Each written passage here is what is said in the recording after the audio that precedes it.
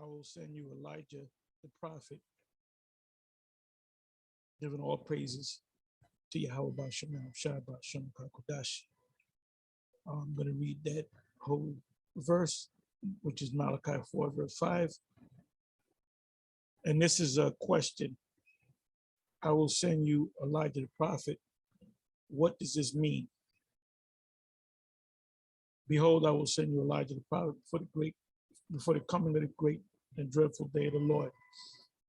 Let me start from the top, because I went into this in the previous video, but didn't finish it. Anyway, it says, for behold, the day cometh that shall burn as an oven, and all the proud, and all that do wickedly shall be stubble, and the day that cometh shall burn them up, saith Yahweh of hosts, that it shall leave them neither root or branch. But unto you that fear my name shall the Son of Righteousness arise with healing in his wings, and ye shall go forth and grow up as calves in the stall. Third verse, and ye shall tread down the wicked, and ye shall tread down the wicked. Who's the wicked? Esau is not done away with, vocab Malone. For they shall be ashes under the soles of your feet in the day that I shall do this, saith the Lord of hosts. Remember ye the law of Moses, my servant, which I commanded unto him in Horeb for all Israel, with the statutes and judgments. It said, behold, I will send you Elijah the prophet before the coming of the great and dreadful day of the Lord. And he shall turn the heart of the fathers to the children. What does that mean? And he shall turn the heart or mind of the fathers to the children, and the heart of the children to their fathers, lest I come and smite the earth with a curse. Now, we should know what Elijah means. Elijah came back as John the Baptist, as they called him, and then he came back another time. This is actually talking about the time, if you really want to get deep, is actually talking about when he came back as Abba Bivens. There was a man that came back, Elijah. He came back 2 times. He came back as John, and he came back another time. The Lord says that when you read Matthew the 11th chapter, and you read Matthew the 17th chapter. Matthew the 17th chapter, he speaks about John and Abba. So a man was supposed to come, which was Elijah, and restore all things. So if he came on the scene, who did he come to? He came to the men that taught us. If Abba is Elijah coming back, if he's the fulfillment of Elijah coming back, pursuant to Malachi 4, he had to come to a certain number of men for this thing to move on. 6th verse again, and he shall turn the heart or the mind of the fathers to the children, and the heart of the children to their fathers, lest I come and smite the earth with a curse. So Abba didn't just come on the scene, started teaching, and certain people got it, kind of moved on, and it kind of, trickled down to us. No, we were taught by men that were taught by Abba Bivens, or Elder Abba Bivens, we call him. Now, there was a video that Vocab Malone put up concerning Abba. And it was a good video because it gave me a lot of information. That book that he wrote, as a matter of fact, you know what I'm gonna do? I don't want to make this long, but it always goes long. But I'm gonna cut to the chase. Anyway, where am I? Okay, come over here. Okay, this guy, I just got information from another reliable source that this guy started off listening to one of the GMS camps, and he kind of got sidetracked, and he's coming with this stuff now. So he was not from One West. He just learned the One West doctrine, we'll call it. Anyway, I hit this video up. This is my video. Make your comments and response videos. And I got a strike. I got a copyright strike. And by the way, this video right here, we were the ones that put this video up.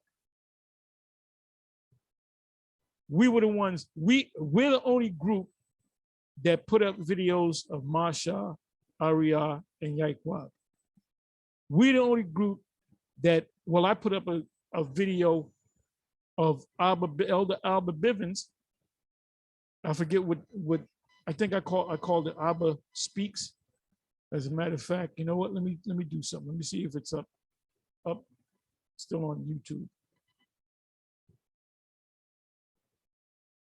Come on now. Okay. And one video, this guy, the Kingdom of Israel, he said he said that we're agents. We always agents, boy. We teach you the true name of Yahweh, but Yahweh Shai. We call the so-called white man Edomites. We call ourselves Israelites. We got the sign out there. We're out there in the highways and the byways. So agents deceive people. Where have we deceived people? And believing in Marshall being King David is based upon faith. Anyway, let me see if I can put this up or find this.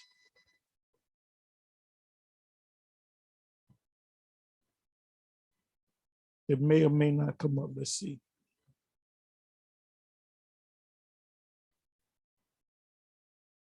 I don't think it's going to come up. I'm pretty sure.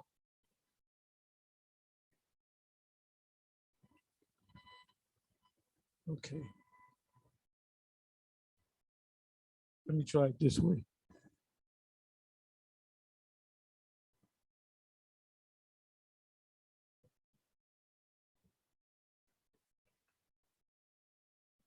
Let's see what happens.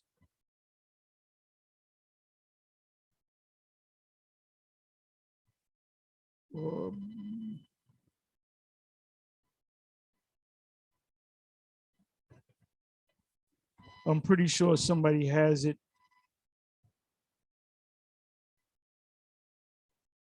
downloaded on one of their pages. I put this up some years ago.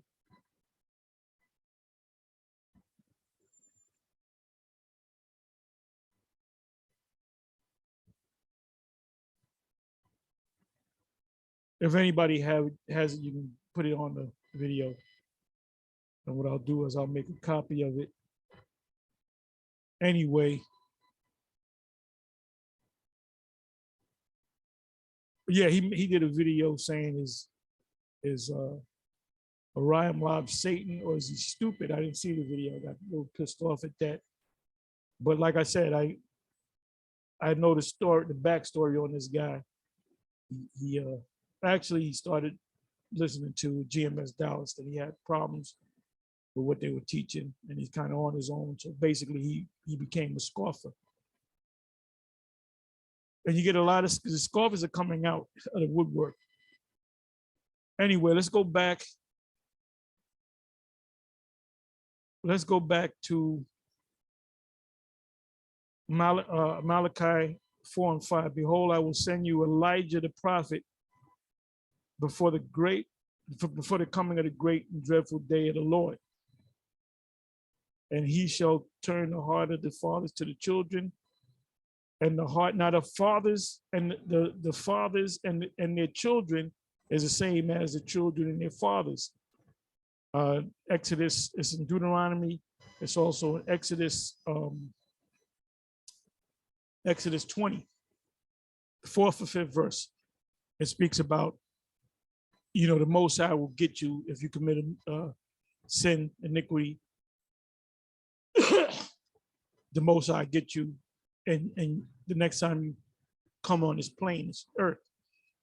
So this is what it's talking about. It's talking about men that had it at one time in the previous lives, and they're getting it back. He's the fire starter, so to speak, Elijah.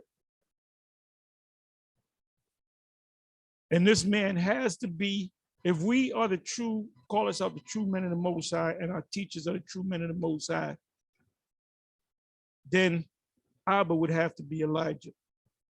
He was a fire starter, so to speak. Anyway. Oh, this is what I wanted to do. It says, behold, I will send you Elijah the prophet before the coming of the great and dreadful day of the Lord. So what I did was I took the day of the Lord to show you that this right here, before the coming of the great and dreadful day of the Lord, is talking about what's getting ready to come, what's getting ready to happen. It's not talking about any other time in history, but the time that we living in, our generation, this time period. So this is what I did. I mean, this right here is a topic in itself. Look at that. Look at that. Wow.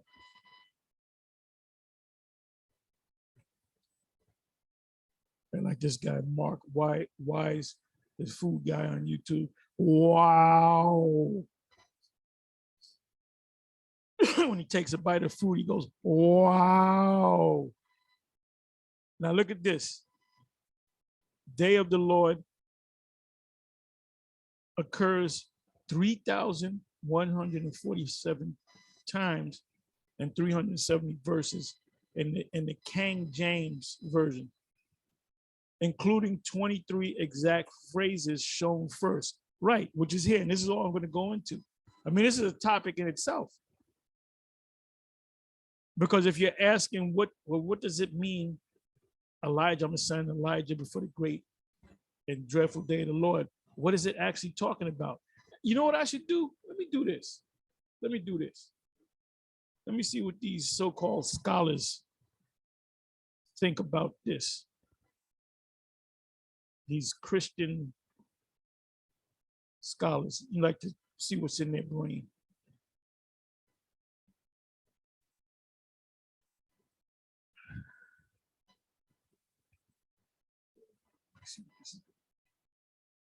Okay, this is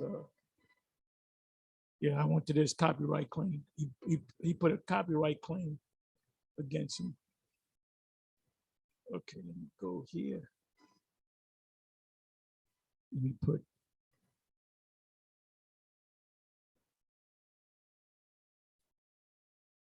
commentary.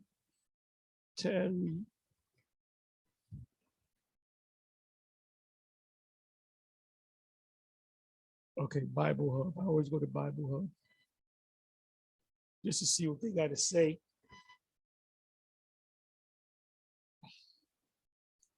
Okay, let me go to Cambridge Bible for schools and colleges. Elijah the prophet. The reading of the this is the what do you call this? The Septuagint. That's what that stands for. Anytime you see LXX is the it's a Septuagint. Elijah the Tishbite has been thought to indicate their belief that the actual return of Elijah to earth is here foretold. Some have traced the same belief in the appropriation by the son of Sirach to the literal Elijah. They're way off. of Malachi's description of the work of the coming prophet, Malachi 4 and 6, Sirach. Okay, Sirach, show you that these so-called scholars follow the Apocrypha as well. Sirach 48 and 10. Let's see what that says. Who was ordained for reproof in their times to pacify the wrath of the Lord's judgment before it break forth into fury, and to turn the heart of the father unto the son, and to restore the tribes of Jacob. Oh, I like that. Oh, I like that. Let me take that out. Wow. Mr. Mark Weiss, the food guy.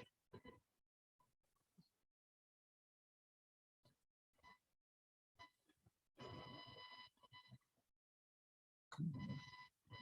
What did I just do? What did I just do? Bear me for a minute.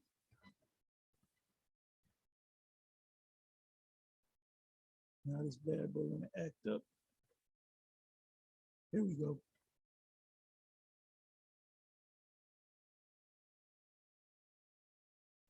You know what I'm gonna do? Let me.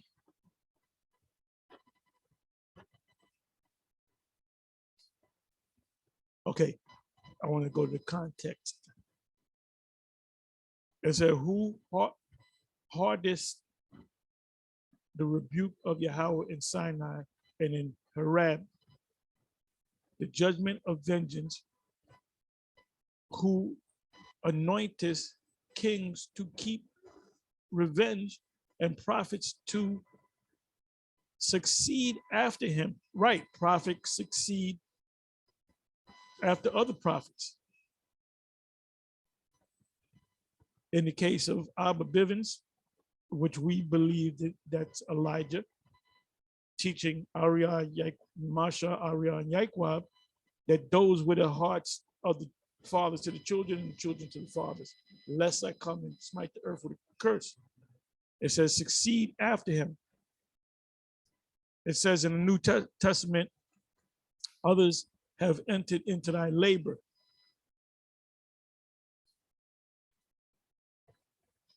Let me bring that up.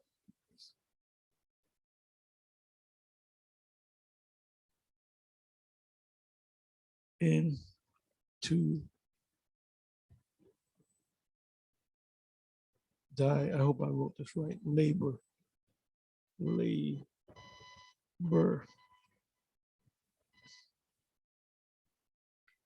Let's see what happens. You know what I got to do? Let me do it this way. Let me do it this way.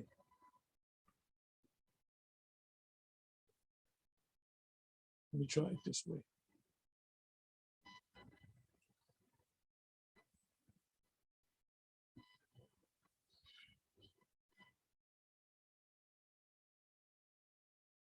Bible.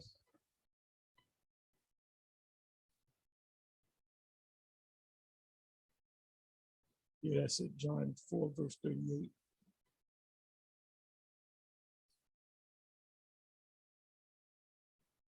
Come on.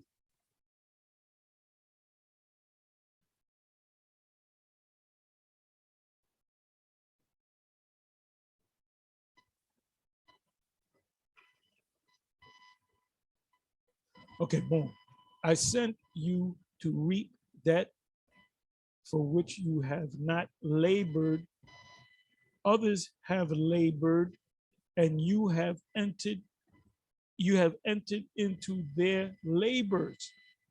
So Arya is up in age. He's not out there on the highways and the byways. Some of the others, Marshall passed. Yaquab had passed. Shaw, High Priest Shaw, Brother Shaw, we also call him. Very, very close to Arya.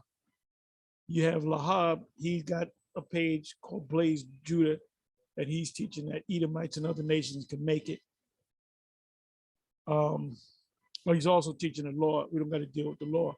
The law is done away with. Gazak, he hasn't been teaching. Yeshaya hasn't been teaching. So these were the men that came. We talk about the three. It's really seven. They used to be called the seven. We came up under them, and we are the guys now. We are those guys. Even Vocab said that in a video that he did dealing with Abba's book. He said, Ariyah, I forget the minute mark. He said, Ariyah taught Tahar, and Tahar taught, what's his name? Alazar. You know, he put that thing like Ariyah's the head guy when it comes to the scriptures, and it was passed down to Tahar, now it was passed down to Alazar, whatever. That's what he said. But don't ask me for the minute mark. I don't remember the minute marker, but he did say it. So now let's come back. So when Abba came on the scene, the truth had to push on. So you had Masha, Ariyah, and Yaquab. And then there were men that came up under him, guys that came in that fell off, other guys that came in, fell off. And eventually it came down to the 7, which is really 12 if you want to get technical. And a lot of shit went down, and I was right in the middle of it. And they're all either in the spirit realm, or they're up in age, or they're just out there. Okay? So who entered into their labors? And ye, it says, I send you to reap that. Now to reap meaning you're going out there speaking. This truth that we do, we're laboring in the field, is actually pushing the word. That's why they call it, the people that come into this, seeds, Matthew 13, that whereon ye bestowed no labor. Abba did a certain amount of labor, right? Then it was given to Masha, Ari, and Yaquab. They did a certain amount of labor, and then it came in the 7, and it came down to us. So we are entering into their labors.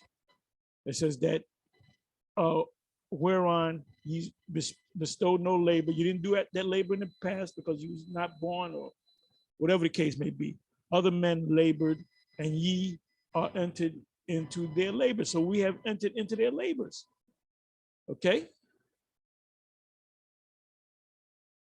So now let me come back to, let me come back to the Apocrypha. Ecclesiasticus 48 verse 10, in context. I'm starting at the 7th verse. Who heardeth the rebuke of, who heardeth the rebuke of the Lord, in Sinai, and in Horeb, the judgment of vengeance, who anointeth kings to take vengeance and prophets to succeed after him. So you had kings, prophets, you had kings that were also prophets. David was a king and a prophet who was taken up in a whirlwind. We know that's talking about Elijah, right? Of fire, and in a chariot of fiery horses. Who, now this is talking about Abba, who has ordained for reproof in their times, to pacify the wrath of the Lord's judgment before it break forth into fury. Before it break forth into fury.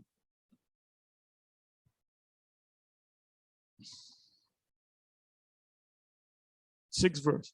And he shall turn the heart of the fathers to the children, and the heart of the children to the fathers, lest I come and smite the earth with a curse. It's said almost the same way. It says, and to turn, pacify the wrath of the Lord's judgment before it break forth into fury, and to turn the heart of the father unto the son, and to restore the tribes of Jacob. and to restore the tribe of Jacob.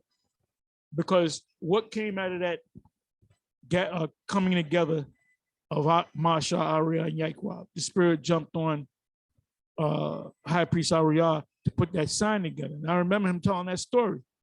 He said that it was like 3 a.m, and he got up, he couldn't sleep, and the spirit kind of led him. He went to the school, and he just started putting because they knew about the tribes, but they couldn't place them. Like Abba, there's one video where he said the North American Indians, which is one of the tribes of Israel, but he doesn't say that they're Gad. Also in the video that Vocab Malone did, he's reading out of the book, Mark of the Lost Race or something like that. That's the name of the book, Marks of the Lost Race, which was written in 1950, before any of us was born. And what did he read in the book? Oh, anytime the word Jesus came up, Abba would say Joshua, which Joshua in the Hebrew is Yahushai. He delivered.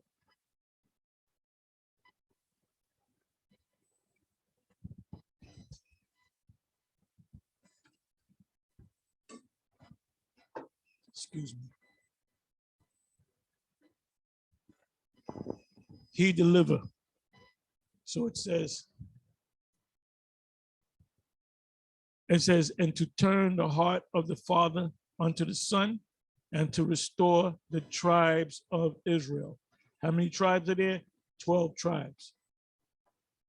Who first spoke about the tribes and not just Judah?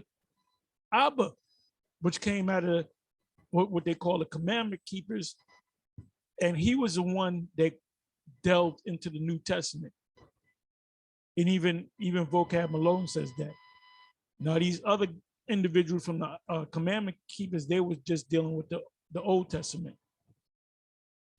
So Yahweh, the way to say the true name of the Lord, Yahweh Shai, had to come maybe before he died, and it was kind of picked up by the 3. You know, they used to always tell the story, but I didn't write everything down, so I don't remember all the details. But this is heavy, man. I got to read this again. Who was ordained for reproof in their times, to pacify the wrath of the Lord's judgment before it break forth into fury, and to turn the heart of the father unto the son, and to restore the tribes of Jacob, and to restore the tribes of Jacob. And right above that, the 9th verse, who was taken up in the whirlwind of fire. So we know that's talking about Elijah. It said, blessed are they that saw thee and slept in love, for we shall surely live. Elias, it was who was covered with a whirlwind. So what does that mean? That means it was a ship. A ship took him in. And Elisus, which is Elisha.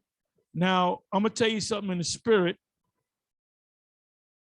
You can accept it, and you don't have to. If your heirs, or spiritual heirs, can accept it, then accept it. Ariah never said that he was Elisha. He never said he was Elisha. But all the videos that I got, the few videos that I got, or the few cassettes that I got of Abba speaking, the main reader was High Priest Ariah. So in the spirit, I said, man, that's got to be Elisha. And I remember we had a grand opening of the school years ago, and that was in the 90s in Connecticut. And King Marshall came up. King Marshall came up. High Priest Ariah came up. Yahweh was still alive, but he didn't come up. Ishaya, none of them came up. Lahab didn't come up. Did Lahab? I believe. I'm not sure if Lahab came up. I'm not sure if he came up. But there was the main guys was Marshall and Ariah. And I came up to the table and I looked at Ariah and I said, you know who you were in the reincarnation. And I say, and then I say, you're Elisha. And then he had a big smile on his face when I said that, because he never said that he was Elisha. And then King Marshall, which we called him Mo, he said, "Stop, Dahar. You better stop telling him that stuff, because his head's gonna get bigger than when it already is." And I remember that. All right. It says, let me read this again, 11th verse. Blessed are they that saw thee and slept in love, for we shall surely live. Elias or Elijah it was, who was covered with a whirlwind. Now a chariot, you don't get covered with a chariot. You get covered by a UFO, because you go in the so-called UFO. And Eliseus was filled with his spirit. Check that out. When Abba was teaching his word, Abba died, the spirit jumped on Ariah. And that's why the Most High gave High Priest Ariah the spirit showed him. He said, the tribe of Judah is the Negroes. The tribe of Issachar is the Mexicans, and so forth and so on. And so what he had to do was go into the scriptures, and the spirit led him to Genesis 49. We're going into the history now. Genesis 49, Deuteronomy 33, and then in Chronicles and other places gives you I'll say the breakdown, the hermeneutics, of the situation. Anyway, the spirit was working with him. The spirit was working with him, man. It says Elias was filled with his spirit. Whilst he lived, he was not moved with the presence of any prince, neither could any bring him into subjection. And that's Ariah's spirit. You can't bring Ariah. Ariah get up and smack the shit at you, man. Ariah had like a wild spirit on him, man. It says no word could overcome him, and after his death, his body prophesied, which is Elijah. All right. So he came back again. He got back with one of the fathers or children was Elisha. That's why everything is reincarnated. That's why you can never get it, vocab, because you can't accept reincarnation spoken of in the scriptures. Anyway, this is getting long, but that's all right.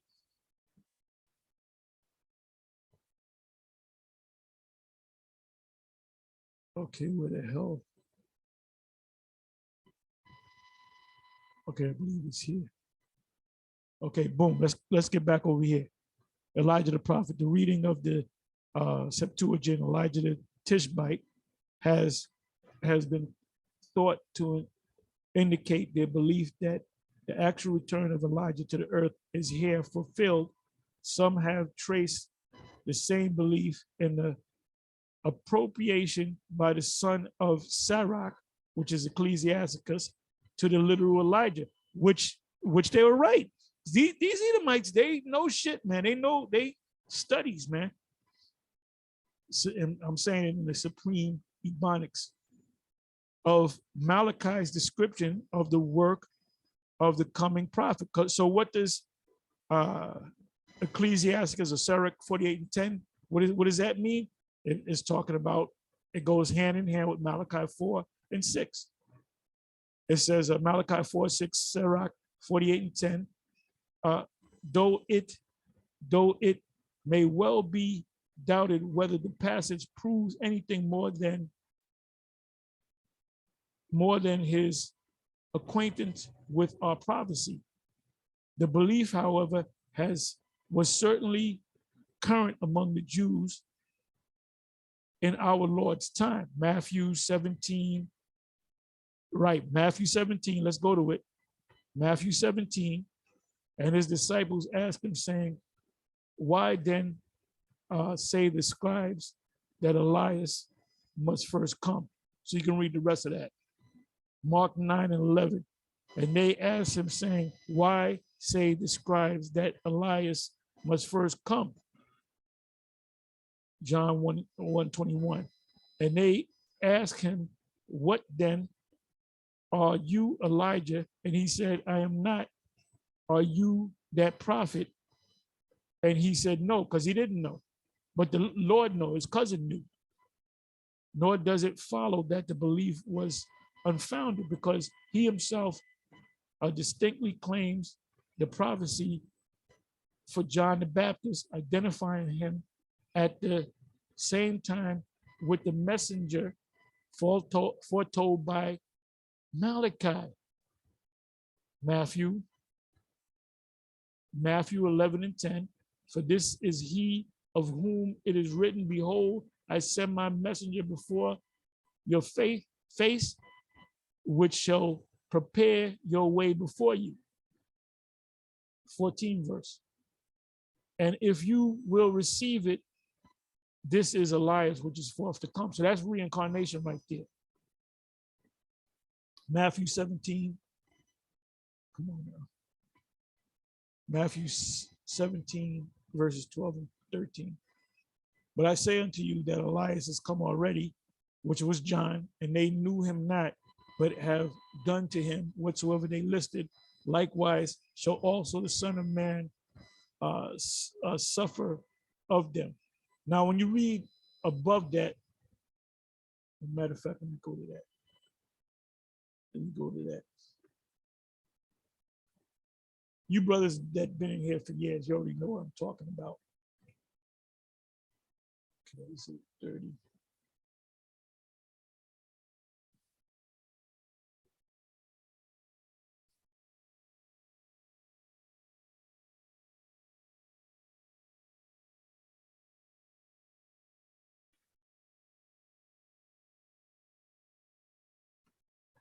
Okay, this is after the Lord transfigured himself. 10th verse. And his disciple asked him, saying, why then say the scribes that Elias must first come? Obviously, it read Malachi. And Yahushua answered and said unto them, Elias truly shall first come and restore all things.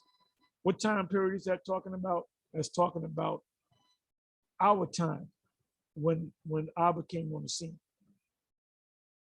Okay? That's what that's talking about. The 12 verse, 13 verse is talking about when he came as John. Like he was already here. But Matthew 17:11, and Yahushua answered and said unto them, Elias truly shall first come and restore all things. What do we read? What is he going to restore? What is he going to restore? Let's come back to this. Who have ordained for reproof in their times to pacify the wrath of the Lord's judgment, meaning the Most High were getting ready to destroy something. In the case of Moses, the Most High said, stand back, Moses, because he was going to destroy Israel and make a nation mightier. So what did Moses do? He had to calm the Lord down, right? Which the Lord was in control anyway. He was just testing Moses before it break forth into fury, and to turn the heart of the fathers unto the sons, and to restore the tribes of Jacob. That was his, where am I at?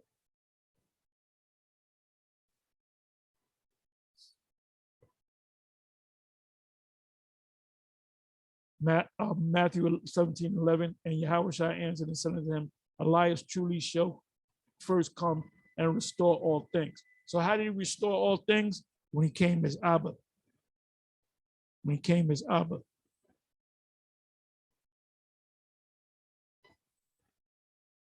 Where the hell? Bear me for a minute.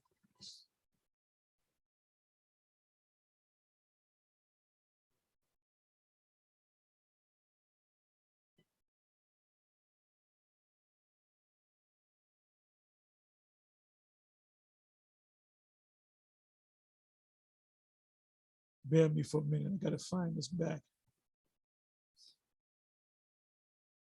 Let me go back to day of the Lord. Oh, here it is right here.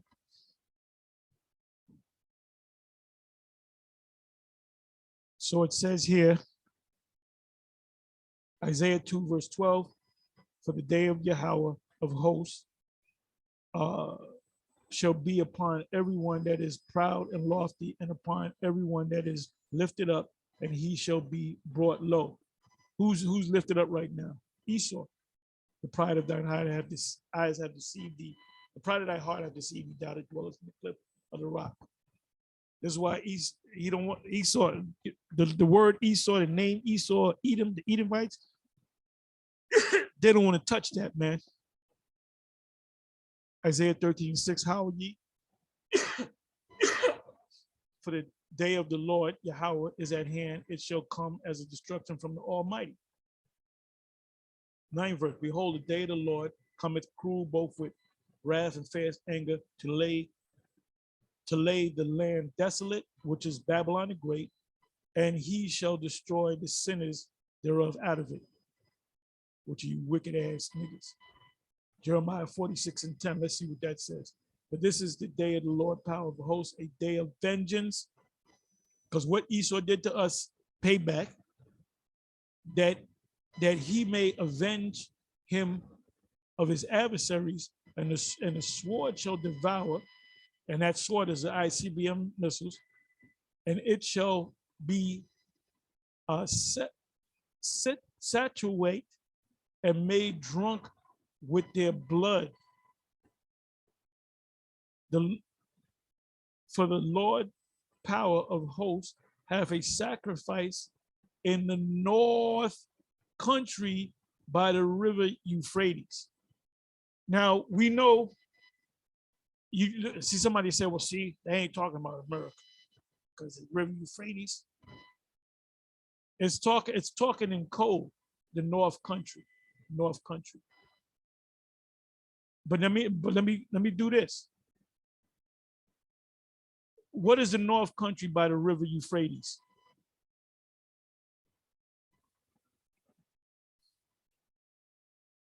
Let me go here. The north country by the river Euphrates.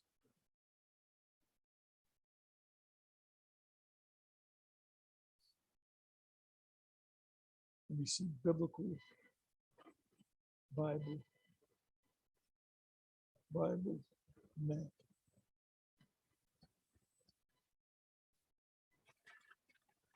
Let's see what happens.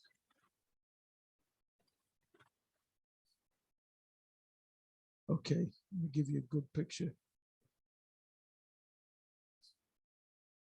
Okay, this is the river Euphrates, right? What's by the river Euphrates?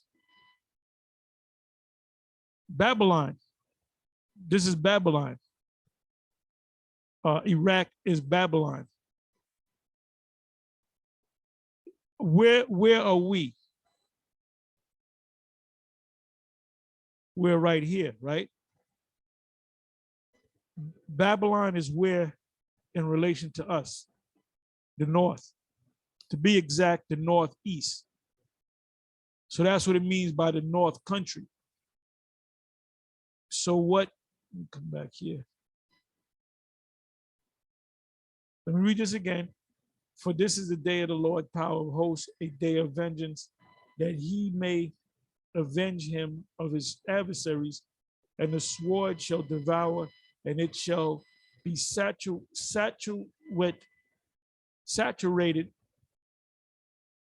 pickled in it, and made drunk with their blood. For the Lord power of hosts have a sacrifice in the north country by the river Euphrates. So what is he saying? He's talking about Babylon. But he's not talking about the ancient Babylon. He's talking about the daughter of Babylon. That's why he mentioned the river Euphrates. Ezekiel 13:5. Ye have not gone up into the gas, neither made up the hedge for the house of Israel to stand in the battle in the day of the Lord. Ezekiel 30, verse 3. For the day is near, even the day of Yahweh is near, a cloudy day. It shall be the time of the heathen, meaning the heathen gonna get there. They're gonna get their what is it called? They're gonna get their comeuppance. Joel 1, verse 15. Alas, for the day of Yahweh is at hand, and as a destruction from the Almighty shall it come. And what's going to be destroyed? Babylon, the daughter of Babylon. Joel 2, verse 1. Blow you the trumpet in Zion and sound an alarm in my holy mountain. Let all the inhabitants of the land tremble, for the day of the Lord cometh, for it is nigh at hand. That's why we out there. We're telling people they got to come back to who they are. And the ones that don't listen, they wag their hands, they talk shit about, they talk about they got to go back to Africa, that they're Kemetic, that they're Baptist. They're all going to be destroyed. Anyway, I don't have to read the rest of this, but because you got it. I read a handful of scriptures, and all these scriptures is talking about one event, the day of the Lord. And you know, this guy coming up saying Marshall is not King David because he's dead and he's this. I'm not even gonna tackle it since I know how to do roles. Okay, dude gonna put a copyright claim on me, man. So he has hatred for us, but he's just another scoffer. That's all, and he's just fulfilling prophecy. Anyway, with that, I'm gonna say shalom. I went a little long again, but that's okay.